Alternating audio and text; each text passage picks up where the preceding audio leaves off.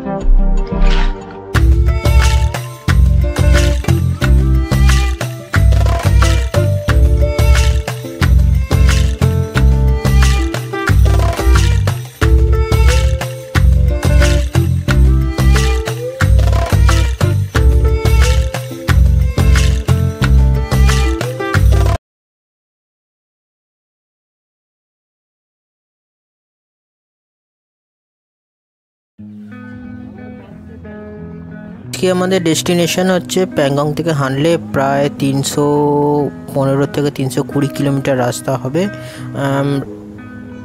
এই রুটের মধ্যে কিছু হাই মাউন্টেন পাসেস আছে, ডেজার্ট আছে, ওয়ার মেমোরিয়ালস পাবো, যেমন ডিজাংলা ওয়ার মেমোরিয়ালস, হাই মাউন্টেন পাস আছে যেমন ফোর্টুলা এরকম কি আছে নাম, স্যান্ড ডিউনস আর ডেজার্ট দেখতে পাবো। তো চলো রাস্তাটাকে এনজয় করি, দেখি কিরকম রাস্তা।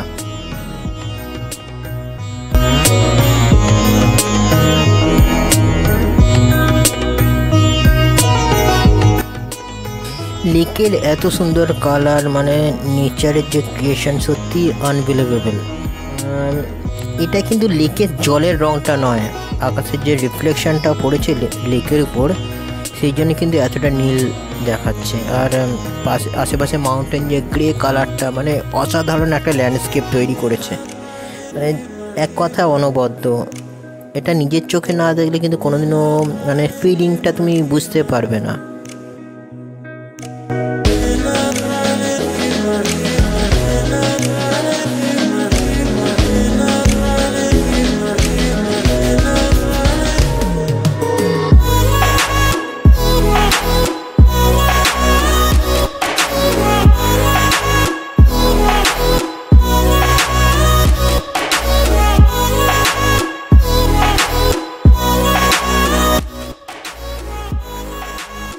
এই যে আমরা প্যাংগং লেকে এসেছিলাম, এটার লেন্থ হচ্ছে অলমোস্ট 160 কিলোমিটার।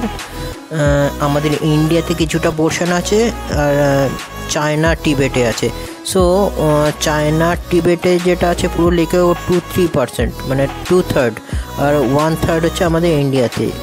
সো 160 কিলোমিটারের মধ্যে মাত্র ওই 1/3ই আমাদের ইন্ডিয়াতে আছে, তাহলে 50 কিলোমিটারের মতো আমরা বলতে পারি এখানে আমাদের ইন্ডিয়াতে দেখা যায়।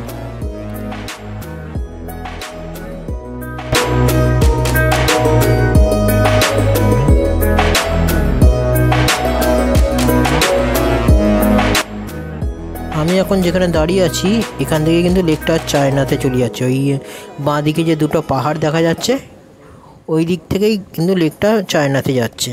সো এতটাই কিন্তু আমাদের ইন্ডিয়া বর্ডারের মধ্যে লেকটা ছিল।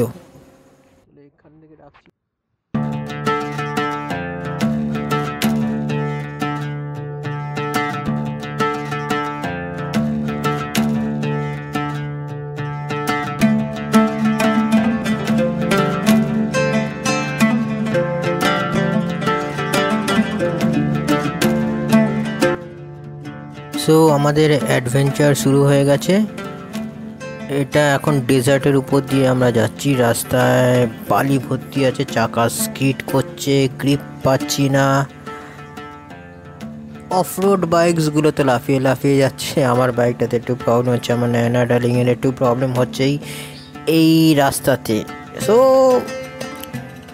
রাস্তাটাকে এনজয় করছি, আর কি করার আছে।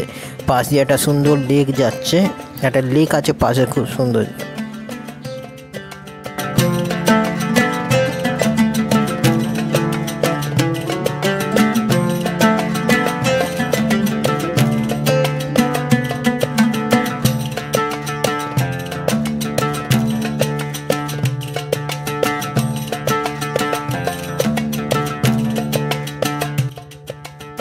যেভাবে আমার হ্যান্ডেলটা আর সামনের চাকা কেঁপে উঠলো না, আমিও ভাবলাম যে এবার হয়তো আর একবার যাবো, আর একবার পড়বো। বাট লাকিলি কোনোভাবে বেঁচে গেছি। এইভাবেই এখানকার রাস্তার কন্ডিশন।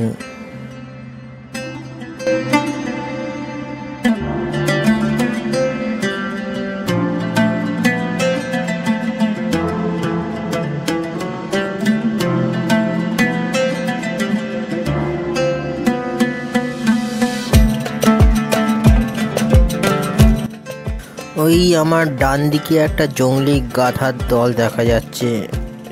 হঠাৎ করে জিপসিটাকে থার্ডটাকে ঘুরিয়ে নিয়ে ওদিকে গেল। ওয়াইল্ড লাইফকে কাটি করার জন্য, মানে সবসময় রেডি এরা।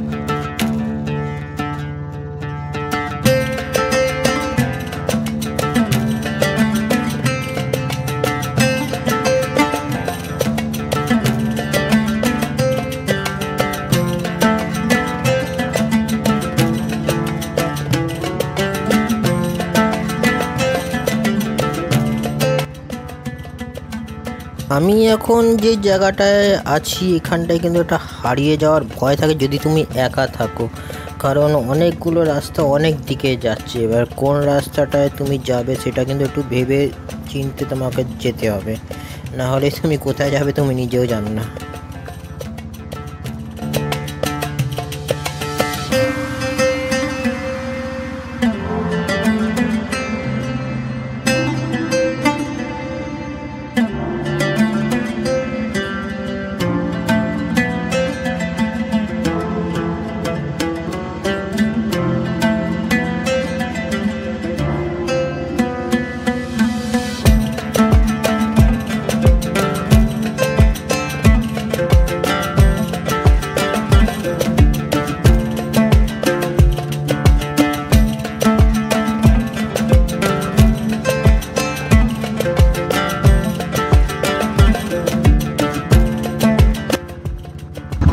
রাস্তাটাই এরকম অপূরণ।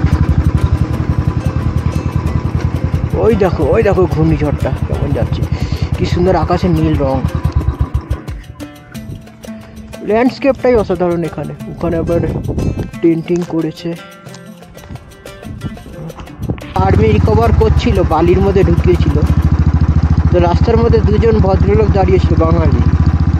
এবার আমাকে দাঁড় করিয়ে হাতে পায়ে ধরছিল যে দাদা আমাকে ওই গাড়িটা পর্যন্ত পৌঁছে দিন। আমি বললাম দেখুন আগে তো আর্মির গাড়ি যাচ্ছে। বলছে আমি আর্মির গাড়িতে উঠতে পারবো না, খুব উঁচু। কী করবো, রাস্তার মাঝখানে ওইভাবে ওরকম করছে।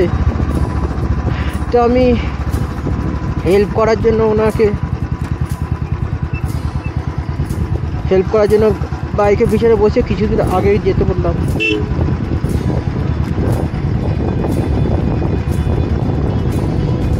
এবার রাস্তার মধ্যে বালি পড়েছিল।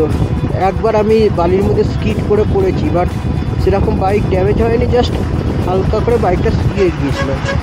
এবার যেটা হয়েছে, ওনাকে বাঁচাতে গিয়ে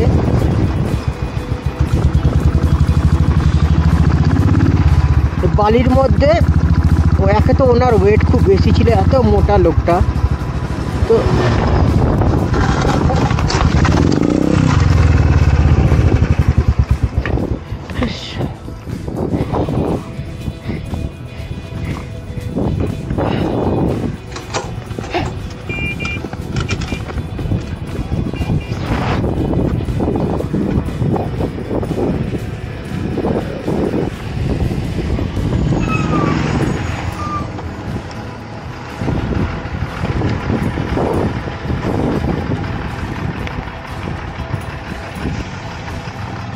गियर में है, गियर में है।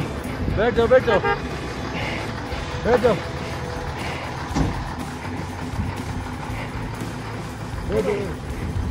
बाली